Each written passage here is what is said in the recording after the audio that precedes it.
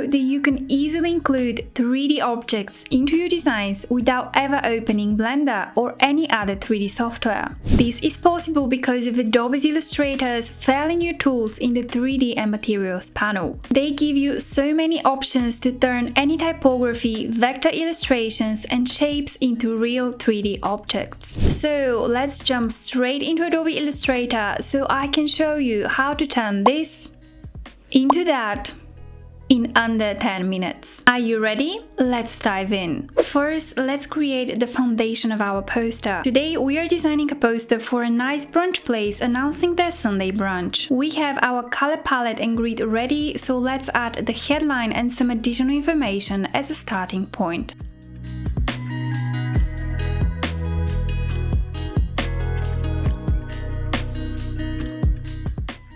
Next, let's quickly work on the background. For this, we'll actually use the old 3D options in Adobe Illustrator. So let's create a rectangle and then go to Effect, 3D and Materials, 3D Classic, Extrude. From here, we'll choose an isometric top view, which will be the bounding element in our poster. And then we want to decrease the depth to 0. And for surface, choose no shading. And that's about it. We can click OK and position the bottom part of the background on our canvas. Now, let's quickly duplicate this element and change up the color to blue in order to finish the look of the background. Now that we have the foundation of our poster in place, let's move on to the exciting part. Our first task is to create a coffee cup using simple vector shapes. To do this, we'll imagine what a section of the cup, the coffee inside, and the handle would look like, and then design them using the pen tool.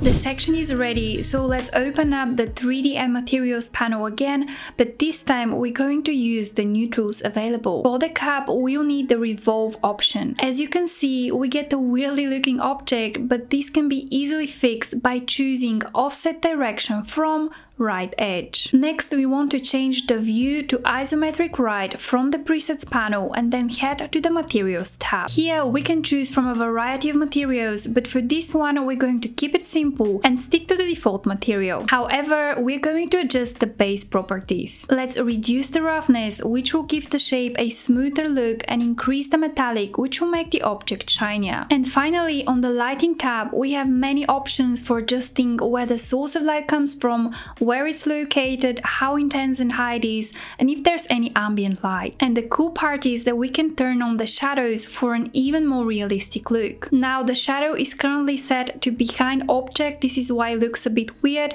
but we can easily change that to below object and then play with the settings until we have something we're happy with.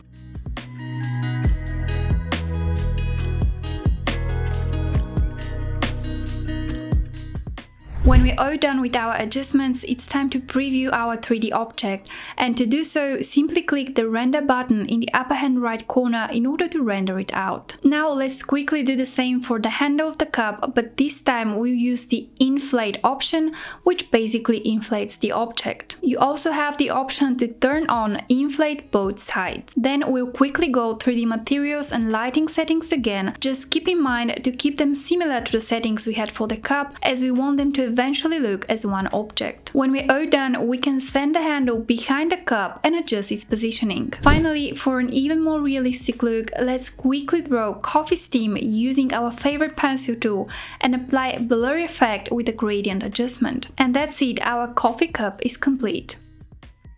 Next, let's move on to creating our delicious avocado toast. First, we need to draw a flat view of the toast.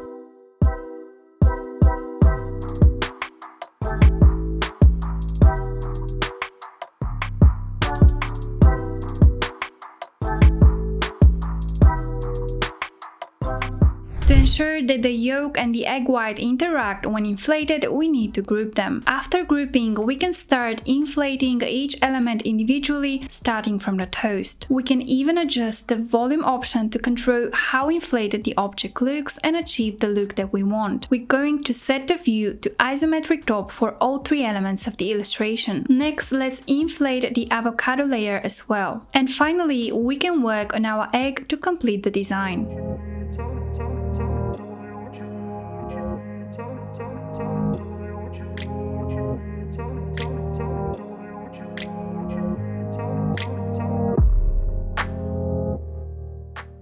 we're all done with this part of the illustration. To make it even more interesting, we can create a plate for the toast super quickly. Start by drawing a circle, then go to the 3D and materials panel, choose extrude and set the view to isometric top. Then on the bevel tab we have many options, but for our nice minimalistic plate we will choose round outline and adjust the width and the height. Finally, we can also adjust the depth of the overall shape. And lastly, let's work on the materials and lighting tab to achieve a similar look as the rest of our 3D objects.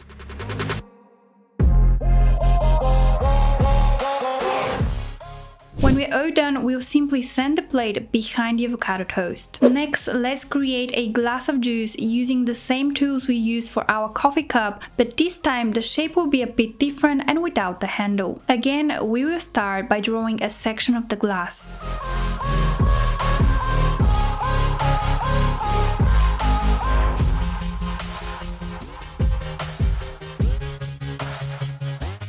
Then use the revolve option and set the view to isometric right. As you can see, there is a small gap in the middle of the shape, but no worries, we can easily fix this by dynamically adjusting our initial vector illustration using the direct selection tool. We can drag the corresponding point until the gap is closed. After this, we can adjust the material and the lighting settings for the glass and render out the preview of the object.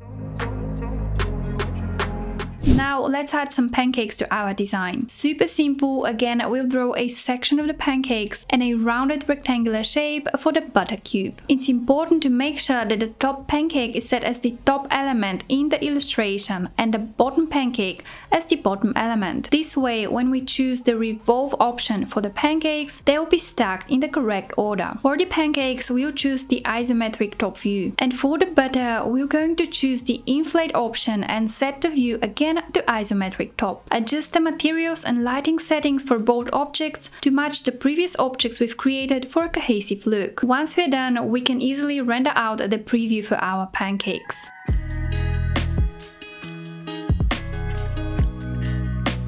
Finally, we can quickly duplicate the plate we created for our avocado toast and position it behind the pancakes for a complete look. Once you've completed everything, it's essential to expand all of the objects by selecting them one by one and then going to Object, Expand Appearance. This way, we'll be able to move them around the canvas and resize them quickly until we're happy with the overall composition of the poster.